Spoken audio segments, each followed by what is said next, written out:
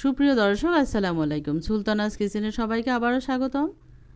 আমি এটা রান্না করেছি ঝিঙে আলু দিয়ে রুই মাছের পাতলা ঝোল। বাইরে প্রচণ্ড গরম, এই গরমে এভাবে অল্প তেল মশলা যদি রান্নাটা করি সেটা ভীষণ মজার হবে। আমি এই অল্প তেল মশলা এটা রান্না করে নিয়েছি, এটা ভীষণ মজার হয়। আশা রাখি রেসিপি আপনাদের কাছেও ভালো লাগবে। যাদের ভালো লাগবে একটা লাইক দিবেন, সবার সাথে শেয়ার করে দিবেন, আর পাশে থাকা বেল বাটনটি ক্লিক করে দিবেন। যারা এখনও আমার চ্যানেলটি সাবস্ক্রাইব করে দেননি তাদের কাছে অনুরোধ থাকবে আমার চ্যানেলটি সাবস্ক্রাইব করে দিয়ে আমার পাশে থাকার জন্য। আমি এখানে নিয়েছি 1 কেজি ঝিঙে, 2টা আলু আর নিয়েছি রুই মাছ। মাছগুলো কেটে ভালোভাবে ধুয়ে পরিষ্কার করে নিয়েছি। প্রথমে ঝিঙাগুলো খোসা ছাড়িয়ে নেব, এরপর পছন্দ মতো করে আমি কেটে নেব। আর এখান থেকে একটা আলু নেব। মাছগুলো আমি হলুদ লবণ মাখিয়ে নেব।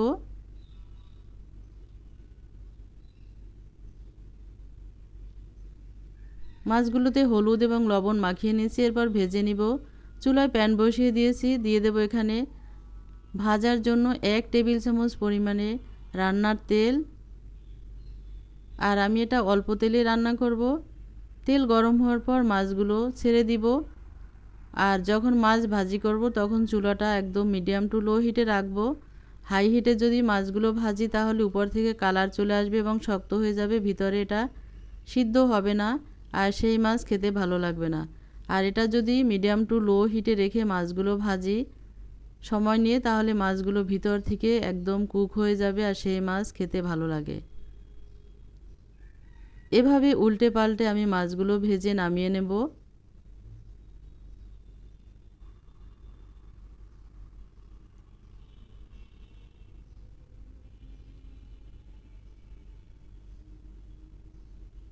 এভাবে অল্প মশলা দিয়ে রান্নাটা করে খাবেন, এটা ভীষণ মজার একটি সবজি। মাছগুলো ভেজে নেওয়া হয়ে গেছে, এবার আমি চুলা থেকে নামিয়ে নেব। আর এই তেলেই আমি রান্না করব, এখানে বাড়তি আর কোনো তেল দিব না। তেলে দিয়ে দিচ্ছি এখন 2টা শুকনো মরিচ দিব আর একটা তেজপাতা মাঝখান থেকে চিড়ে দেব।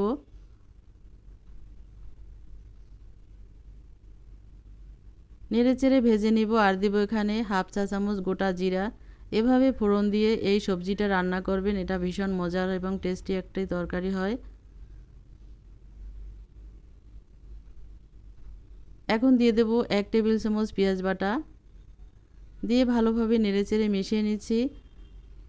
দিয়ে দিচ্ছি এখানে হাফ চা চামচ রসুন বাটা।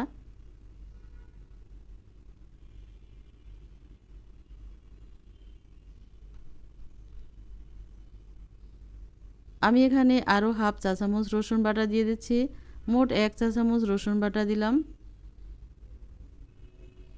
দিয়ে ভালোভাবে মশলা কষিয়ে নিচ্ছি। এখন দিব এখানে লবণ। আমি 1 চা চামচ লবণ দিচ্ছি, হাফ চা চামচ হলুদের গুঁড়া, হাফ চা চামচ দিচ্ছি ধনিয়ার গুঁড়া। দিয়ে ভালোভাবে নেড়েচেড়ে মশলাগুলো কষিয়ে নেব। আর দিচ্ছি 5 থেকে 6টা ফালি করে রাখা কাঁচামরিচ। একটা আলু আমি ভালোভাবে খোসা ছাড়িয়ে এভাবে কেটে নিয়েছি, সেই আলু দিয়ে এটা কষিয়ে নেব আগে থেকেই। যেহেতু আলুটা শক্ত থাকে, আগে থেকে আলুটা আমি কষিয়ে নিচ্ছি। সামান্য পানি দিয়ে দেব এখন। আমি এখানে জিরার গুঁড়া ব্যবহার করিনি, যেহেতু আমি গোটা জিরা দিয়েছি।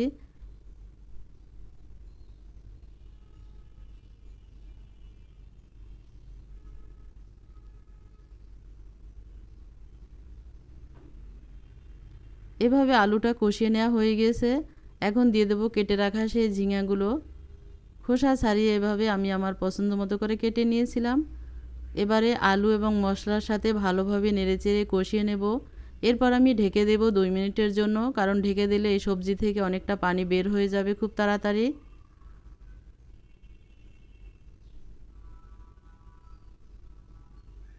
ফিরে আসবো 2 মিনিট পর। 2 মিনিট পর ঢাকনা তুলে নিচ্ছে, যে অনেকটা পানি বের হয়ে গিয়েছে। আবারও ঢেকে দিব।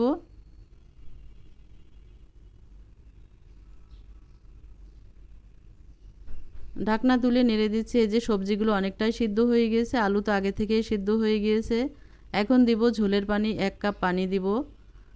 এখানে বেশি পানি দেওয়ার প্রয়োজন নেই, কারণ সবজিগুলো অলরেডি এটা সিদ্ধ হয়ে গিয়েছে। পানি দিয়ে ঢেকে আমি চুলাটা হাই হিটে করে দেব।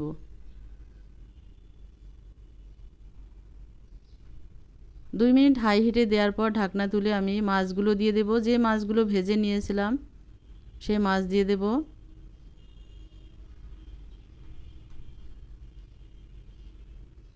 আবার ঢেকে দিচ্ছি।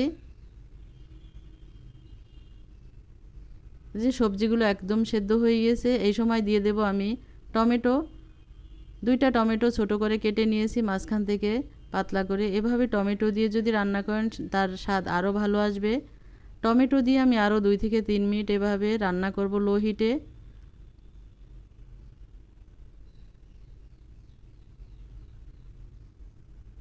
এই যে সবজিগুলো একদম সিদ্ধ হয়ে গেছে, আমি 2 মিনিট চুলায় রেখে এরপরে নামিয়ে নেব। হয়ে গেছে রান্নাটা, চুলাটা বন্ধ করে দিয়েছি। আমি একটা সার্ভিং ডিশে নামিয়ে নিলাম।